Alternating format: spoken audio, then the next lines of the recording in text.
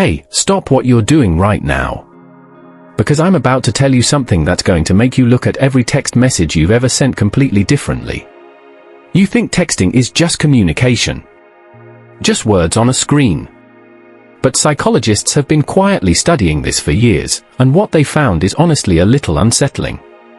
Your texting style, the way you type, the punctuation you use, how fast you reply, even whether you use periods or not, is exposing your deepest personality traits.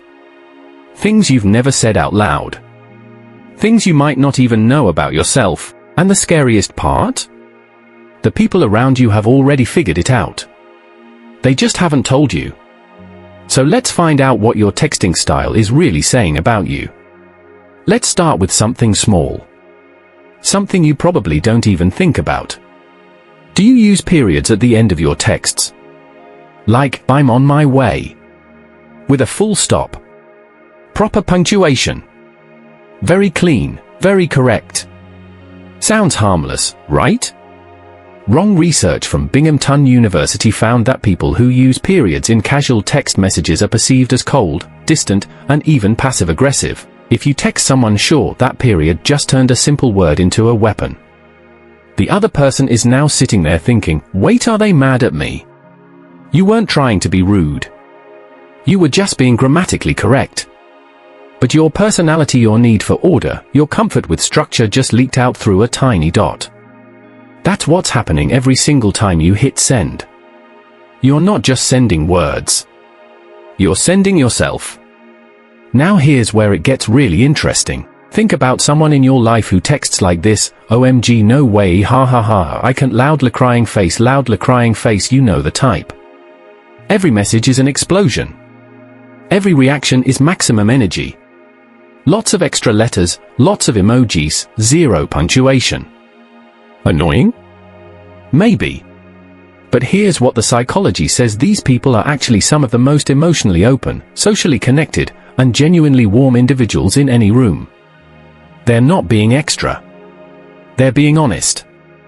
In a world where everyone's guarding their feelings, these people just don't. They wear it all in their texts. And here's the tension nobody talks about: we often make fun of people who text like this. We call them dramatic or immature. But secretly, we trust them more. Because there's nothing hidden. What you see is what you get. But what about the person who texts back with just ha-hard pause? Because we need to talk about ha-ha. Because ha-ha is not a laugh. Let's be very clear about that. Ha-ha is a wall. It's the texting equivalent of a polite smile that doesn't reach the eyes. Studies on digital communication show that minimal responders, people who consistently send short, low-effort replies, are often highly introverted, mentally guarded, and deeply private. Not being rude. They're being careful. Every word they send is calculated. They don't give you more than you need, because in their mind, more words means more vulnerability. And here's the unsettling question you need to sit with: is there someone in your life who always texts you like this? Short. Distant. Minimal. What if that's not coldness? What if that's fear? But wait. We haven't even gotten to the most revealing texting behavior of all. And this one is going to hit different. The double text. You sent a message. They didn't reply. Hours passed. And then you sent another one. Hey, just checking if you saw this, smiling face with open mouth and cold sweat. Society has turned the double text into something embarrassing. A sign of desperation. Neediness. And maybe you've caught yourself doing it and immediately hated yourself a little bit. But here's the psychological truth that nobody is saying out loud: people who double text are almost always more securely attached to their relationships. They value connection enough to be vulnerable.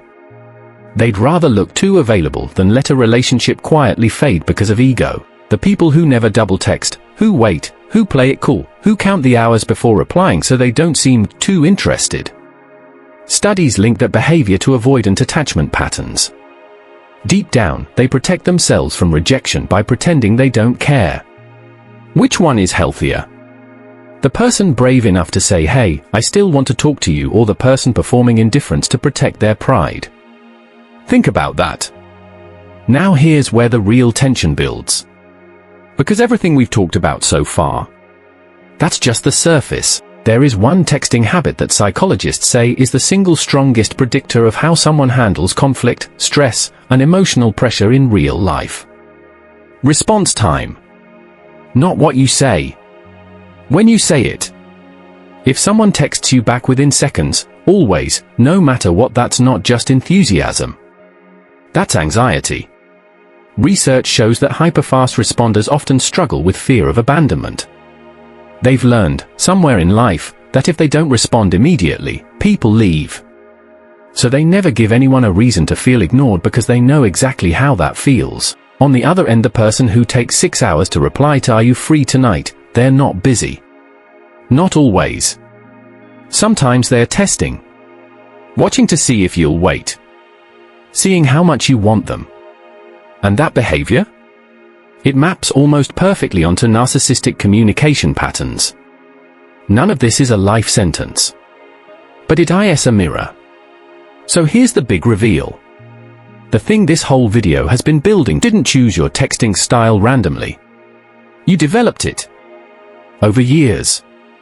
Through experiences. Through moments where people hurt you, ignored you, overwhelmed you, or made you feel like too much. Your texting style is a coping mechanism dressed up as communication. The person who uses perfect grammar? They're controlling something because life feels unpredictable. The one who types in all lowercase? They're performing chill because they don't want to be seen as intense even if they feel everything deeply.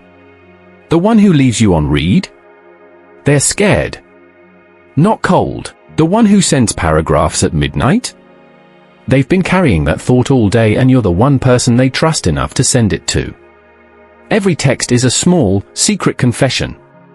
So the next time you pick up your phone, before you hit send, ask yourself, what am I really saying here? What am I showing? What am I hiding? And the next time someone texts you something short, or slow, or strange, maybe don't assume the worst. Maybe ask what happened to them that made them communicate that way. Because behind every texting style, there's a real person, just trying to connect without getting hurt. If this video made you think of someone or made you think of yourself, drop it in the comments. I read every single one. And if you're new here, this channel is about understanding people, including yourself, in ways that actually matter. So if that sounds like your thing, hit subscribe. It genuinely means a lot.